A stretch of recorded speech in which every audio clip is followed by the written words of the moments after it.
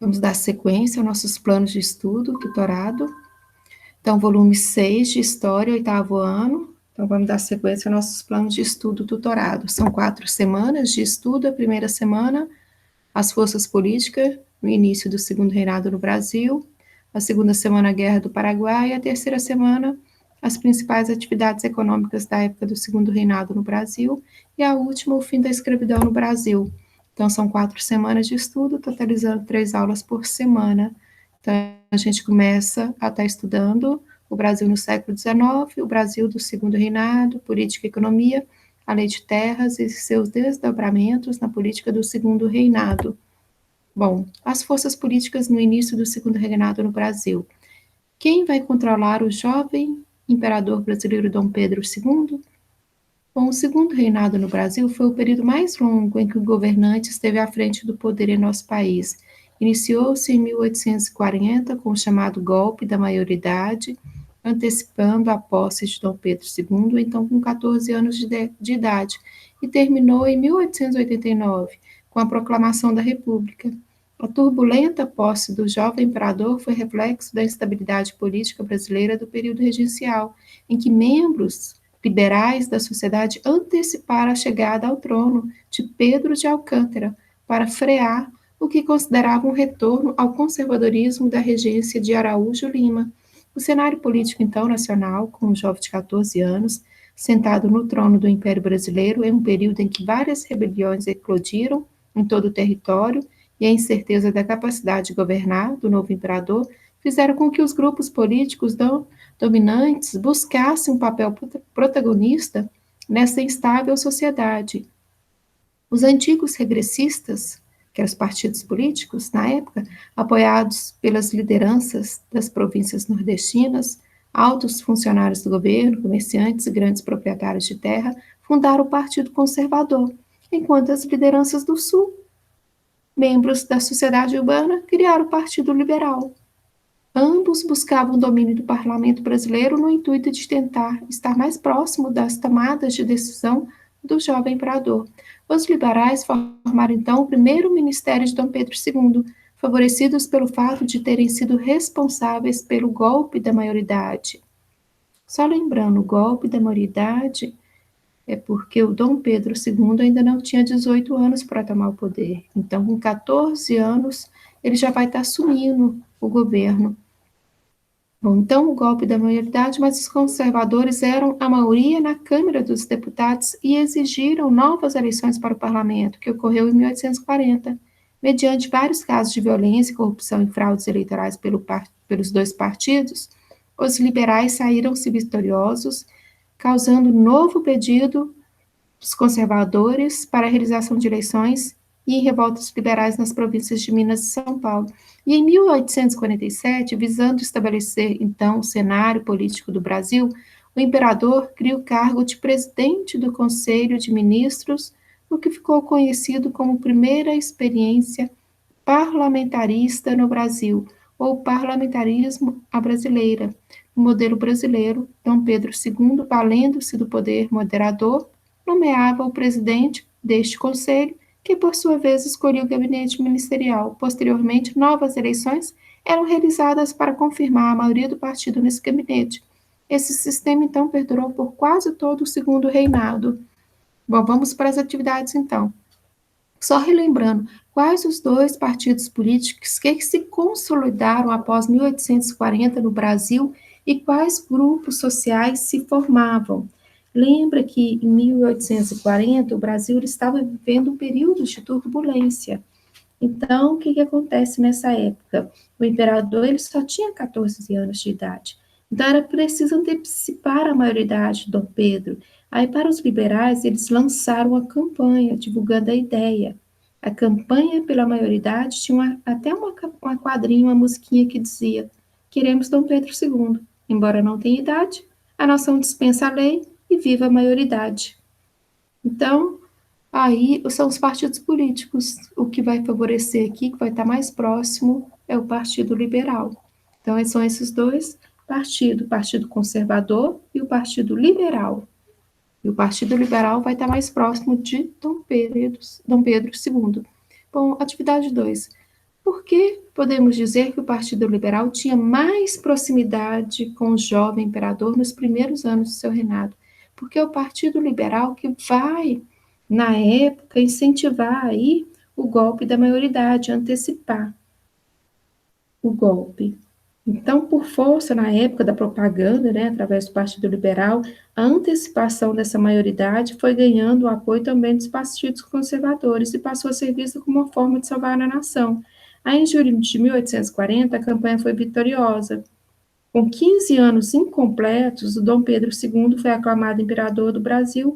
Aí, o episódio ficou conhecido como golpe da maioridade, que deu início ao segundo reinado e teve a participação muito próximo aí o Partido Liberal, que estava mais próximo do Dom Pedro II, e acabou dando certo. Então, eles anteciparam, não esperou ele completar 18 anos, então nem 15 anos completos ele tinha, ele já assumiu o governo aqui do Brasil.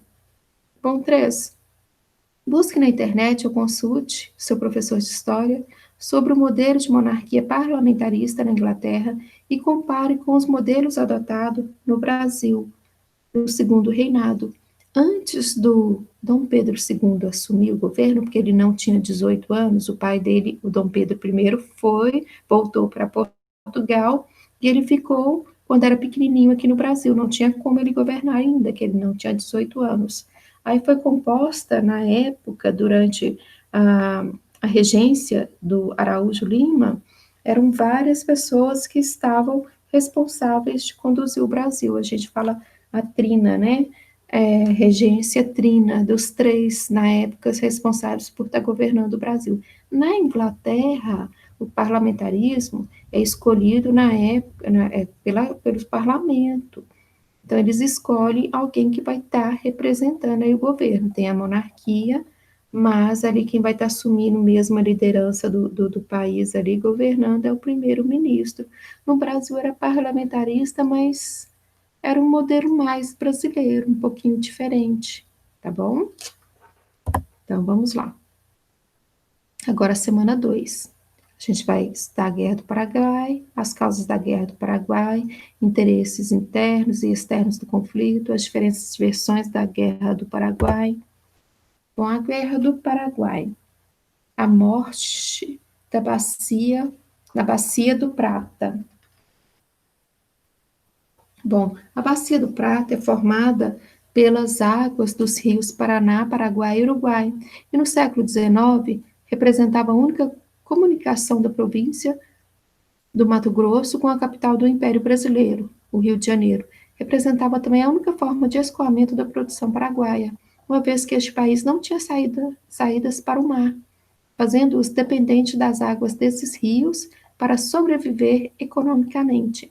E em 1864, o Brasil era governado pelo imperador Dom Pedro II, no que foi chamado de Segundo Reinado, que será estudado em unidades futuras, e buscava continuar exercendo seu domínio político sobre as sociedades cisplatinas. Desta vez, visava interferir politicamente nas eleições uruguaias marcadas para aquele ano. 2 grupos políticos disputavam o poder no Uruguai, que eram os colorados e os blancos. O Império Brasileiro era apoiador dos primeiros e decidiu invadir o país vizinho para garantir a vitória dos colorados, que o Brasil apoiava o partido ali político colorados. Bom, o Paraguai então era governado por Francisco Solano Lopes e era aliado dos blancos. E ao receber a notícia da invasão brasileira ao Uruguai para apoiar os colorados, rompeu relações diplomáticas com o Império Brasileiro em 1864. No mês seguinte, o governo do Paraguai apreendeu o navio brasileiro Marquês de Olinda, que rumava para a cidade de Cuiabá, no Mato Grosso. A situação agravava-se em dezembro, quando o exército paraguaio, composto por cerca de 7.700 militares, invade e domina facilmente a região da província do Mato Grosso.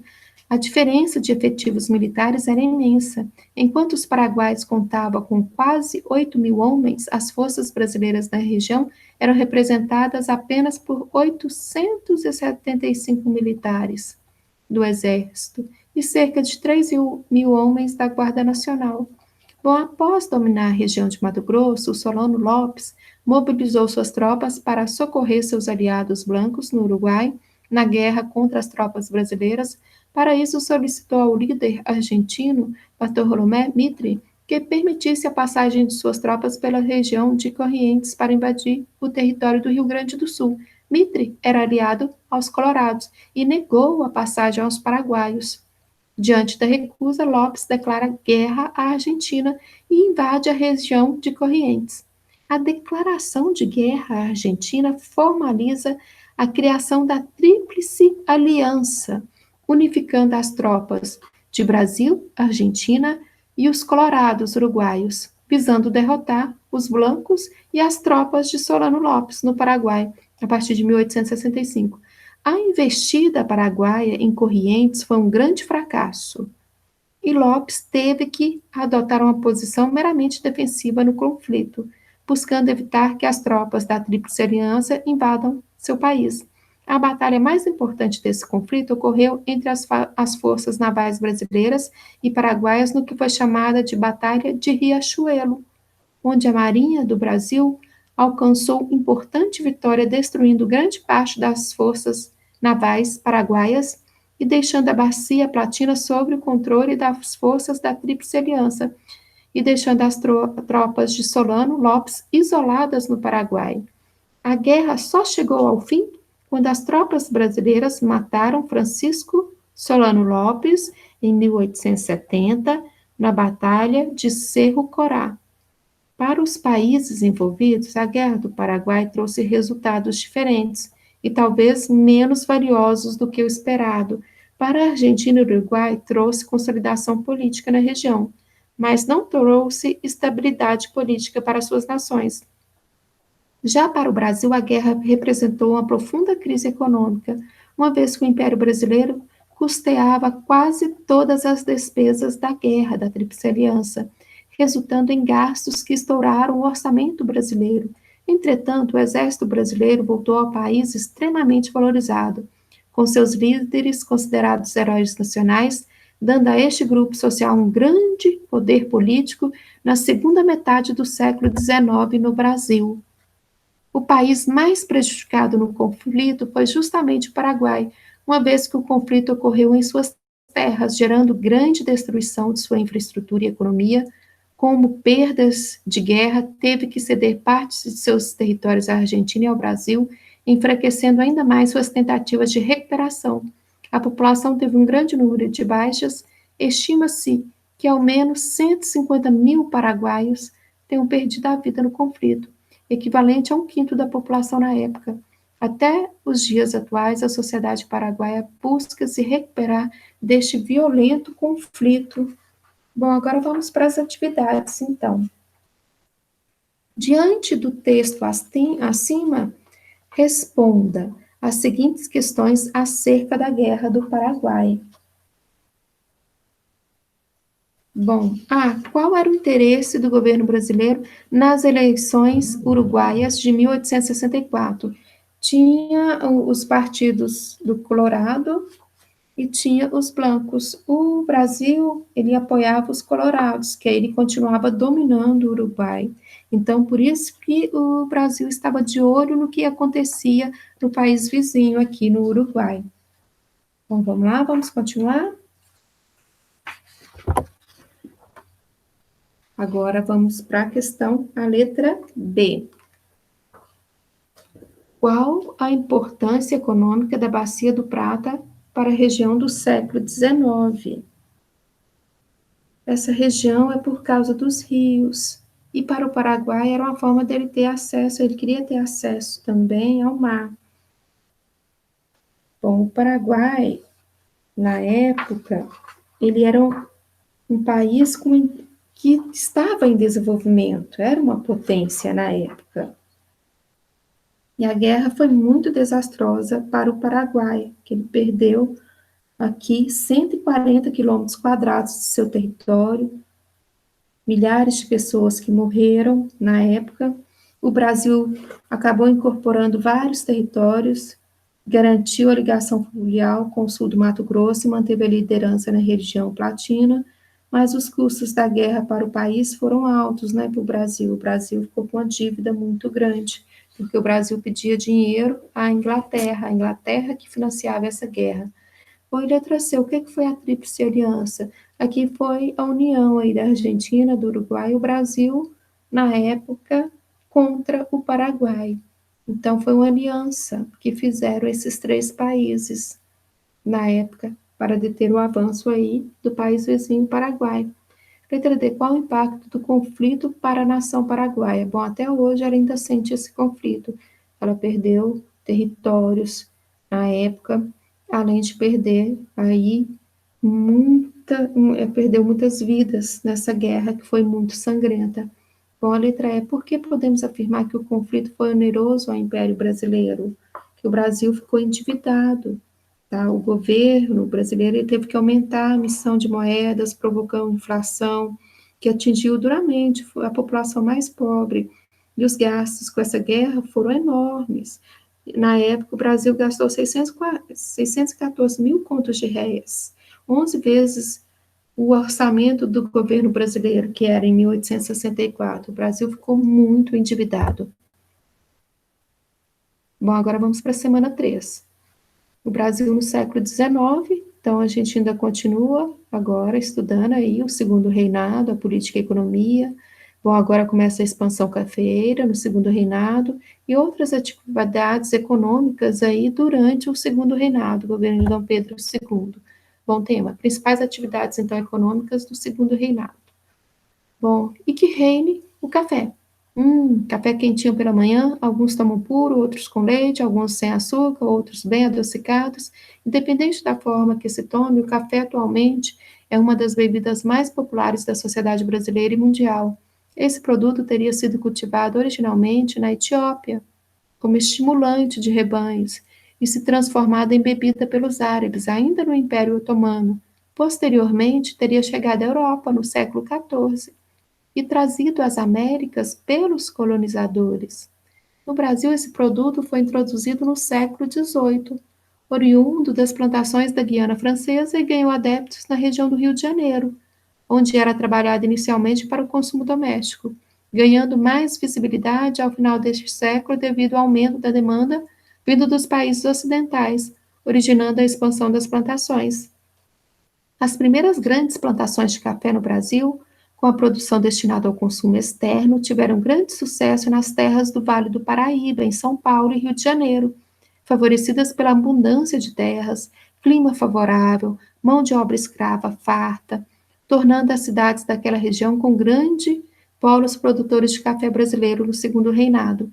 O sistema produtivo era simples, baseado apenas na expansão de áreas cultivadas, sem se preocupar com inovações técnicas para aumentar a qualidade do produto. Este fator, associado ao trabalho escravo e à proximidade com os portos marítimos, fazia do café um produto extremamente lucrativo aos fazendeiros da região. Por outro lado, essa falta de investimento técnico-científico no sistema produtivo causou o enfraquecimento do solo na região do Vale do Paraíba, diminuindo a qualidade do produto e levando a produção a um processo de declínio e decadência. A solução encontrada pelos produtores foi migrar as plantações para a região do Oeste Paulista, onde terras férteis e novos investimentos técnicos fizeram desses cafezais os mais lucrativos de toda a produção do Império, tomando o posto do Vale do Paraíba. Bom, além do café, o segundo reinado teve produtos de destaque para outras atividades econômicas, variando o período e região onde eram produzidas. Um grande exemplo disso foi a grande demanda pelo algodão brasileiro, produzido no Maranhão e em Pernambuco, em função da queda produtiva americana na Guerra de Secção. Bom, naquele país, e a grande produção de látex, matéria-prima da borracha, na região amazônica, a partir de 1870, levando um grande contingente de trabalhadores nordestinos a migrar para aquela região. Tendo o café como principal produto de exportação brasileiro, favoreceu a figura política dos grandes fazendeiros na sociedade brasileira, consolidando-se definitivamente nos primeiros anos da República, no século XX. Atividades, então vamos lá, atividade 1. Com base no texto estudado e com auxílio do seu livro didático, responda: De acordo com o texto, quais atividades econômicas destinadas à exportação tinham destaque no segundo reinado? Bom, era o café, mas fala no Maranhão e Pernambuco aí a produção do algodão brasileiro. E também já começa, já nessa época, a borracha na Amazônia. Então, a grande produção também. Letra B. O que favorecia a produção de café no Vale Paraíba? Bom, o que favorecia essa produção? Eram as terras eram extremamente férteis, e lembrando que nessa região também tinha muita mão de obra para estar trabalhando nessa época. Por quê? Como o açúcar já estava entrando em decadência, vocês tinham trabalhadores que trabalhavam nos engenhos. Então, aproveitou essa mão de obra para estar trabalhando também no café. Letra C. O que favorecia a produção do café do Oeste Paulista? Então, é o que nós tínhamos falado. As terras, que eram férteis, e tinha muita mão de obra para estar trabalhando. D. Quais fatores levaram a produção do Vale do Paraíba ao declínio? Como eles exploraram muito o solo desgastou o solo, então esse foi um dos motivos que levaram aí a decadência depois nessa região, ao declínio, essa decadência, a letra D. E letra E, qual é o motivo da alta demanda de algodão brasileiro na segunda metade do século XIX? Então, o Brasil começou a produzir já em Pernambuco, Nordeste, algumas regiões, porque já entrava em decadência o açúcar, na época no Nordeste brasileiro. Agora vamos para a semana 4. Bom, a gente continua na temática, e o Brasil no século XIX, o escravismo no Brasil no século XIX, plantations e revoltas de escravizados, abolicionismo e políticas migratórias no Brasil imperial. Os conteúdos relacionados ao fim do trabalho escravo no Brasil, o legado da escravidão na América. Então, essa é a nossa temática. Vamos lá, então, o tema, o fim da escravidão no Brasil. Bom, liberdade. Por mais de 300 anos, a famigerada prática de escravizar seres humanos foi um negócio extremamente lucrativo no Brasil. Entretanto, no século XIX, o país era um dos poucos a manter essa prática desumana de sistema de trabalho e começou a sofrer forte pressão inglesa para extingui-la. Importante lembrar que a passagem do século XVIII para o XIX foi marcado pela disseminação das ideias do iluminismo na América, alimentando um forte desejo abolicionista em partes das sociedades. No Brasil, que após a independência resolveu manter o sistema escravocrata, os imperadores, sobretudo Dom Pedro II, passou a sofrer uma intensa pressão da Inglaterra para acabar com o sistema escravocrata, uma vez que os ingleses já haviam abolido essa prática e passaram a usar sua força política para forçar outros países dependentes de sua economia a fazer o mesmo. A teoria mais aceita sobre o motivo da Inglaterra em acabar com a escravidão no Atlântico, sobretudo o Brasil, era o interesse econômico em aumentar seu mercado consumidor, uma vez que sua crescente produção industrial necessitava de mais compradores. Então, o fim da escravidão no Brasil iria favorecer a contratação de assalariados, salário, tá? Possíveis consumidores dos produtos ingleses. A economia brasileira, então, focada na produção cafeeira com mão de obra escrava, dependia deste sistema, fazendo com que suas lideranças ignorassem a pressão inglesa para acabar com a escravidão. A resistência aqui, a resposta inglesa, veio com a aprovação numa lei de 1845, Bill Arbiden, autorizando a Marinha da Inglaterra a apreender quaisquer navios negreiros no Oceano Atlântico. Num período de 2 anos, de 1849 a 1851, cerca de 90 navios foram apreendidos, causando a revolta da sociedade escravocrata brasileira, deteriorando a relação entre os países. No entanto, ciente que não poderiam enfrentar o poderio inglês, foi aprovada no Brasil em 1850 a Lei Eusébio de Queiroz, determinando o fim do tráfico negreiro internacional para o Brasil. A solução encontrada pelos fazendeiros foi aumentar o tráfico interno. Então, ficou proibido o tráfico pelo Atlântico, no mar. E o Brasil continuou aqui dentro do seu território. Que com a crise dos engenhos no Nordeste, então, eles acabavam se desfazendo, então, da sua mão de obra, passando ela para a região do Sudeste, que agora precisava de mão de obra para os cafés. Então, continuou aí a escravidão no Brasil, internamente. Pelo Atlântico, o Oceano Atlântico era proibido. Os navios ingleses caçavam qualquer navio, qualquer embarcação que carregassem aí africanos para serem escravizados aqui na América. Bom, então, em 1871 foi aprovada no Brasil a Lei do Ventre Livre, declarando que filhos de mulheres escravizadas que nascessem a partir daquela data eram considerados livres. No entanto, a criança ficaria com a mãe escrava até completar 8 anos, e só assim, mediante uma indenização do Estado, poderiam ser libertados. Sem indenização, o fazendeiro poderia exigir a permanência da criança em seu poder até 21 anos. E em 1885 foi aprovada a Lei dos Sexagenários, libertando qualquer escravizado que completasse a idade de 60 anos, ficando este a trabalhar mais 3 anos para o fazendeiro como indenização.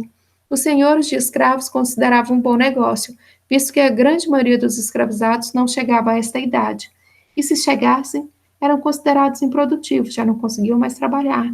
Bom, na década de 80, 1880, no século XIX, setores abolicionistas da sociedade brasileira passaram a exercer forte pressão para o fim da escravidão.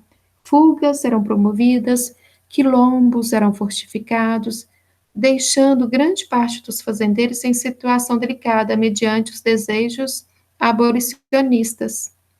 No dia 13 de maio de 1888, a princesa Isabel, provisoriamente no poder, assinou a Lei Áurea, determinando o fim da escravidão no Brasil, que é a abolição, abolir, acabar.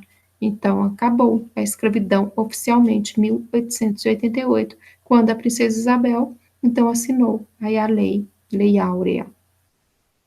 O que poderia representar uma grande catástrofe à produção agrícola brasileira, a abolição não modificou de imediato as relações entre escravizados e fazendeiros no primeiro momento.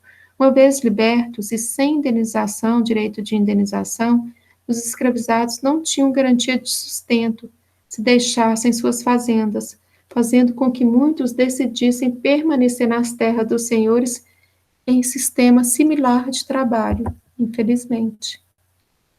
Bom, em outros casos, recém-libertos entraram em acordo com os senhores para continuar trabalhando nas fazendas em troca de algum sustento, e nas áreas urbanas, especialmente Rio de Janeiro, São Paulo, buscavam algum sustento, realizando serviços considerados perigosos para a elite dominante.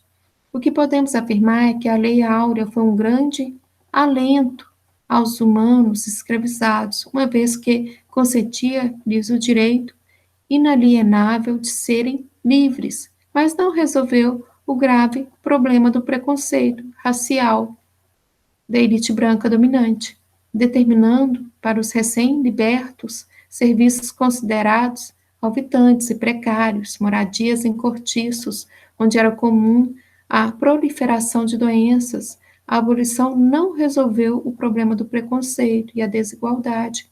Bom, atividades. De acordo com o texto, qual a teoria mais aceita sobre os motivos do interesse inglês em extinguir a escravidão no Brasil? No século XVIII, a Inglaterra ela foi pioneira na Revolução Industrial. E quando o trabalho no Brasil é escravo, o escravo não recebe salário, então não tem como ele comprar esses produtos ingleses. Os ingleses estavam preocupados em formar um mercado para vender os seus produtos. Por isso, um dos motivos que ela queria acabar com a escravidão é porque ela queria um mercado consumidor maior. Ela não estava muito preparada, ela não estava preocupada com o aspecto humano, mas era o lado comercial. Mas mesmo assim, pelo menos forçou aqui os países a acabarem com a escravidão. 2. Explique as leis criadas ao longo do século XIX que determinaram o processo gradual de abolição. Na verdade, não acabou com a escravidão de uma vez, foi aos poucos, lento, gradual, tudo para favorecer, na época, os latifundiários, que no plano externo, o fim da escravidão nos Estados Unidos ocorreu em 1865 e acentuou o isolamento político brasileiro e deu mais um argumento para os abolicionistas no Brasil. Só que vários governos estrangeiros pediam, por meio de seus diplomatas, que Dom Pedro II acabasse com a escravidão.